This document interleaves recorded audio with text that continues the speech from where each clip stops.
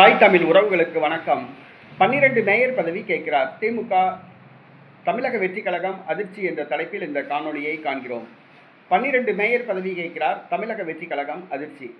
தமிழக வெற்றி கழகம் கடந்த சட்டசபை தேர்தலில் தனித்து போட்டியிட்டது. தற்பொழுது தமிழக வெற்றி கழகம் காங்கிரஸ் மற்றும் அதிமுக எஸ்பி வேலுமணி தலைமையிலான அணி ஆகியவற்றின் ஆதரவுடன் ஆட்சி அமைத்துள்ளது.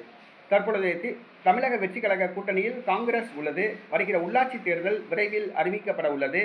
தமிழ்நாட்டில் ஏற்கனவே கிராமப்புற உள்ளாட்சி தேர்தல் பதவிக்காலம் முடிவடைந்து விட்டது. நகராட்சி, பேரூராட்சி, மாநகராட்சி பதவிக்காலம் பிப்ரவரி மாதம் வரை உள்ளது.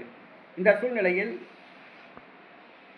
மாநகராட்சி, நகராட்சி, பேரூராட்சி ஆகியவற்றுடைய பதவிக்காலத்தை நீக்கிவிட்டு அந்த அமைப்புகளை கலைத்துவிட்டு உடனடியாக நகராட்சி மற்றும் கிராமப்புற ஒருங்கிணைந்த உள்ளாட்சி தேர்தலை நடத்த தமிழக வெற்றி கழகம் திட்டமிட்டுள்ளது.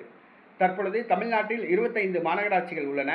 தமிழக வெற்றி கழகத்தின் கூட்டணி கட்சியான காங்கிரஸ் 12 தொகுதிகள் கேட்பதாக கூறப்படுகிறது. அதாவது மொத்தமுள்ள 25 மாநகராட்சி மேயர் பதவிகளில் 12 மேயர் பதவி தங்களுக்கு வேண்டும் என காங்கிரஸ் கேட்கிறது. இது தமிழக வெற்றி கழகத்துக்கு மிகப்பெரிய அதிர்ச்சியை கொடுத்துள்ளது. 3 மாநகராட்சி மேயர் பதவி வழங்கலாம் என தாவேகா திட்டமிட்டுள்ளதாக கூறப்படுகிறது.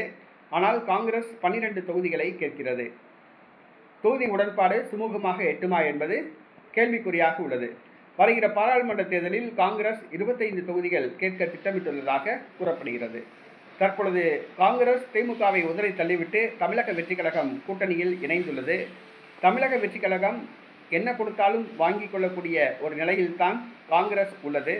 ஆனால் கேட்டு பார்ப்போம், கிடைத்தால் நல்லது என்ற சூழ்நிலையில் காங்கிரஸ் 12 மேயர் பதவிகளை கேட்டுள்ளது.